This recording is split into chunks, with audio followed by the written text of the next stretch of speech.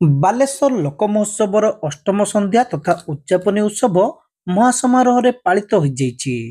ମହୋତ୍ସବ କମିଟିର ସଭାପତି ଅସିତ ଦାସ ଏଥିରେ ପୌରୋହିତ୍ୟ କରିଥିଲେ।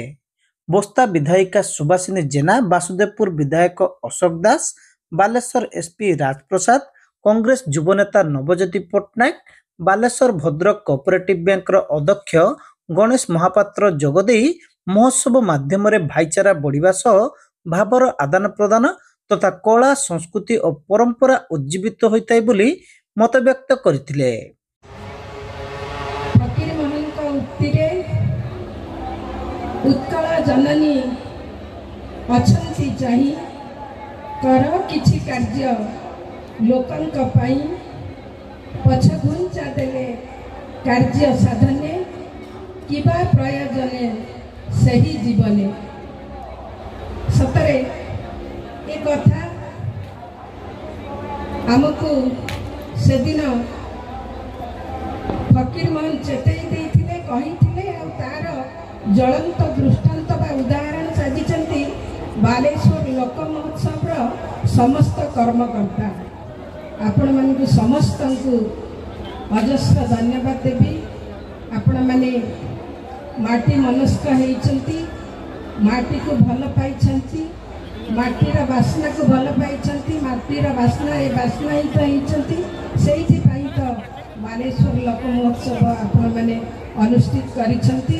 ବଣ ମଲ୍ଲିଟିଏ ବଣରେ ରହି ଝଡ଼ିଯାଏ, ତାର ବାସ୍ନା କେହି ପାଇପାରନ୍ତି ନାହିଁ, କିନ୍ତୁ ତାକୁ ଆଣି ଏ ମଞ୍ଚରେ ଉପସ୍ଥିତ କରେଇ ଯେଉଁଭଳି ଭାବେ କୁନି କୁନି ପ୍ରତିଭାମାନଙ୍କ ଠାରୁ ଆରମ୍ଭ କରି ବଡ଼ ବଡ଼ ଦେଶ ବିଦେଶର ଷ୍ଟଲ୍ ମାନେ ଏଠି ଲଗେଇଛନ୍ତି। ନିଶ୍ଚିତ ଭାବେ ମୋର ମଥା ନଇଁ ଯାଉଛି ଯେ ଏ ଯୁବକ ବନ୍ଧୁମାନେ ବନ୍ଧୁ ମାନସ ବାବୁ କହୁଥିଲେ, ଦଳ ମତ ନିର୍ବିଶେଷରେ ଏ ଗୋଟେ ବଢ଼ିଆ ପରମ୍ପରା ବାଲେଶ୍ୱର ମାଟି ସୃଷ୍ଟି କରିଛି, ଯାହାକୁ କି ଆମେ ନିଶ୍ଚିତ ସମସ୍ତେ ମନେ ରଖିବା। ଏ ବାର୍ତ୍ତା ମଧ୍ୟ ସାରା ଓଡ଼ିଶାରେ ପହଞ୍ଚିବାର ଆବଶ୍ୟକତା ରହିଛି। ଲୋକ ମହୋତ୍ସବ of the people, by the people, for the people. So ମୁଁ ଭାବିଲି ଏଇଟାର ମାନେ କ'ଣ। ମୁଁ ତାଙ୍କୁ ପଚାରିଲି, ମୁଁ କହିଲି ଆୟୋଜକ କିଏ? କାହିଁକିନା ଯେତେବେଳେ ମହୋତ୍ସବ ହେଉଛି ଯେଉଁ ଜିଲ୍ଲାରେ ବି ଦେଖିବେ କେଉଁ ନା କେଉଁ ଗୋଟେ ରାଜନୈତିକ ଦଳ ପଛରେ କିଏ ଗୋଟେ କାହାର ଗୋଟେ ହାତ ଥିବ। ସେଇଟା ଆମର ଗୋଟେ ଅଭ୍ୟାସ ହେଇଯାଇଛି। ମୁଁ ପଚାରିଲି କିଏ ପଛରେ ଅଛନ୍ତି। ମୋତେ ଖୁସି ଲାଗିଲା ଶୁଣିବା ପାଇଁ। ସେ କହିଲେ ଆମେ ସବୁ ଦଳର ଲୋକ ମିଶିକି ବାଲେଶ୍ୱରରେ ଏଇଟା ପ୍ରଥମତଃ ପାଇଁ କରୁଛୁ। ଆଜି এই ମହୋତ୍ସବ ଦ୍ୱାରା ଆମେ କ'ଣ କହିପାରିବା? ଆମେ ଜାଣିଛୁ ମହୋତ୍ସବ କରିବା ଭଲ। ଆମେ ମହୋତ୍ସବରେ କ'ଣ କରୁଛୁ? ଆମ ସଂସ୍କୃତି, ଆମ କଳା, ଆମର ଇତିହାସକୁ ମନେ ପକେଇକି ରଖୁଛୁ। ଆମେ ସେତିକି କରୁଛୁ। କିନ୍ତୁ ମୋର ପ୍ରଶ୍ନ ହେଲା, ଆମେ କ'ଣ ସେଇ ମହୋତ୍ସବରେ ଖାଲି ରହିଯିବା? ଆମେ ସବୁବେଳେ ପାଷ୍ଟ ବିଷୟରେ କଥା ହେବା, ଆମେ ଫ୍ୟୁଚର ବିଷୟରେ କଥା ହେବାନି। ଆମର ଭବିଷ୍ୟତ କ'ଣ? ଆମ ଭବିଷ୍ୟତ ପାଇଁ ଦେଖିବା ପାଇଁ ଗଲେ ଆଗ ପିଢ଼ି ପାଇଁ ଆମକୁ ତିନିଟା ଜିନିଷ ଆମକୁ ଦେଖିବା ପାଇଁ ପଡ଼ିବ। ପ୍ରଥମ ହେଲା ତାର ସ୍ୱପ୍ନ, ଗୋଟେ ସ୍ୱପ୍ନ ଥିବା ଦରକାର।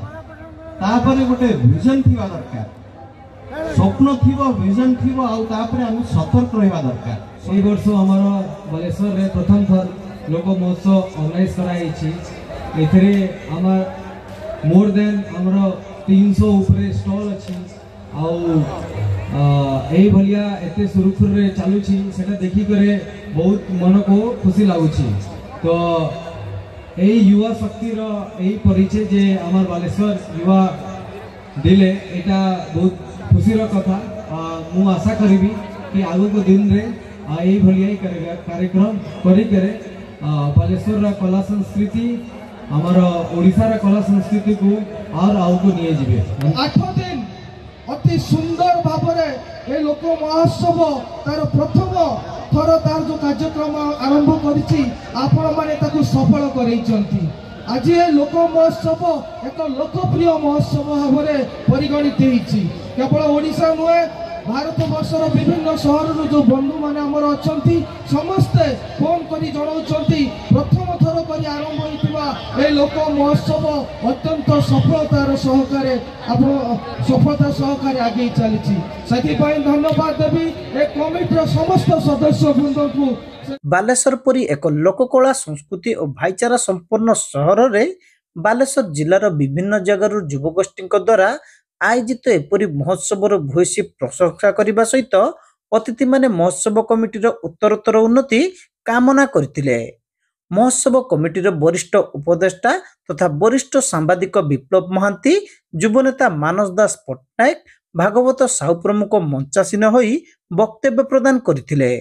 महोत्सव कमिटीर सदस्य जयराम दास अतिथि को मंच आह्वान करथिबा बेले वरिष्ठ सदस्य राजेश महाकुड़ अतिथि परिचय प्रदान करथिले।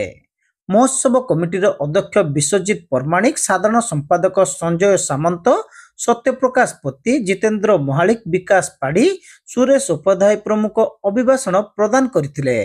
शेषरे सौभाग्य मानस नायक समस्त को धन्यवाद अर्पण करथिले।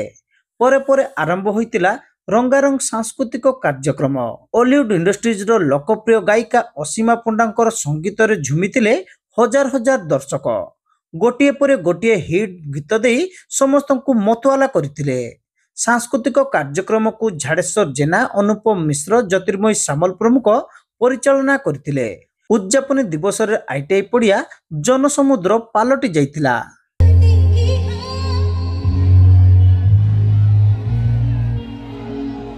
Thank you so much.